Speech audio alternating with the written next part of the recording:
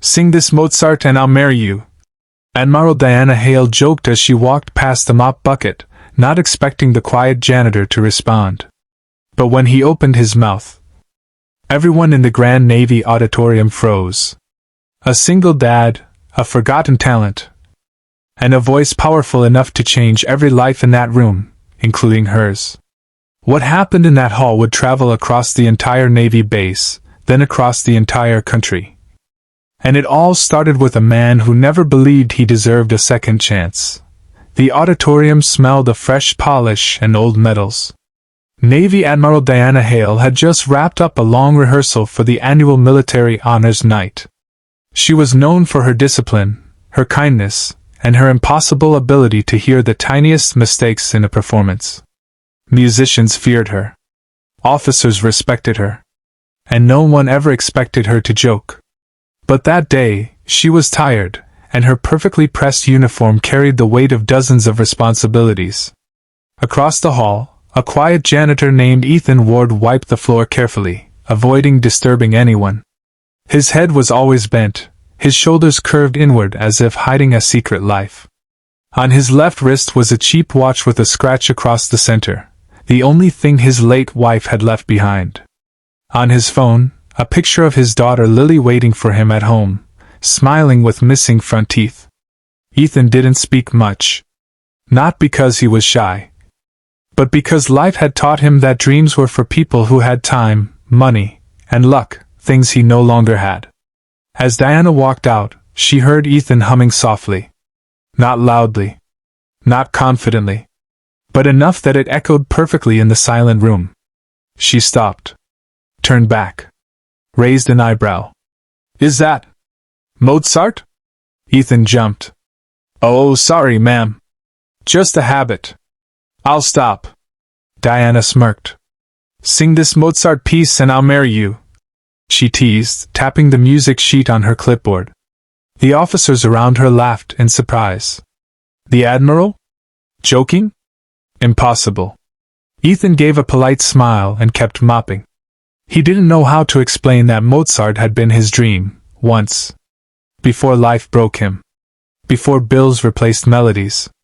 Before losing his wife forced him into any job that could feed his daughter. Later that night, when the hall emptied, Ethan continued his shift. He paused by the old piano used for rehearsals. His fingers trembled as they touched the dusty keys. He closed his eyes and whispered to the empty room. Just 1 minute, just for myself. He began to sing.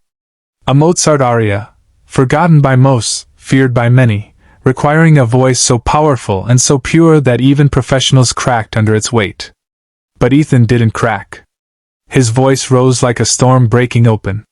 Emotion that had been buried for years flooded his throat, his chest, his eyes. What he didn't know was, Admiral Diana had walked back in to pick up her forgotten jacket. She stood in the doorway frozen. Not because of his pitch. Not because of his control. But because of the raw ache inside every note he released. Ethan finished, and jumped when he saw her. I'm sorry, I shouldn't, I'll leave. What was that? Diana asked quietly. My past, he whispered. And something I can't afford in my present. Diana stepped closer. You're singing at the honors night. Ethan shook his head fiercely. No. I'm just a janitor. I don't belong anywhere near that stage. She didn't argue. She simply said the words that changed everything. Then sing for your daughter. Not for the world. The next days were chaos. Ethan worked nights, rehearsed secretly in empty rooms, and hid his preparation from coworkers who would laugh or judge. His daughter Lily noticed the change. Daddy, why are you smiling when you mop now? She asked, swinging her legs from the kitchen chair. Just trying something new, he said. Will Mama be proud? She whispered. Ethan froze. He knelt down, kissed her forehead, and nodded. Yes, baby. She will. Honors night arrived. The grand hall filled with Navy officers, families, veterans, and guests. Cameras flashed. The stage shone under bright lights. But behind the curtain, Ethan's hands trembled uncontrollably. "I can't do this," he muttered. "I can't." Admiral Diana placed a firm hand on his shoulder. "You survived more pain than anyone here. The stage is nothing compared to life. Go. Sing. For yourself. For Lily. For the woman you loved." The lights dimmed. Diana walked to the mic. "For the first time," she announced, "tonight's ceremony will open with a voice you've never heard, but one that deserves to be remembered." Whispers rose. "A janitor? A nobody?" Then Ethan walked out. His uniform wasn't navy. It was a simple clean shirt and black pants, but he stood tall. The first note left his throat, and the hall turned silent instantly. His voice soared, flawless and trembling with emotion. Half the audience leaned forward. Some officers lowered their heads. Some wiped tears quietly. Ethan wasn't just singing Mozart.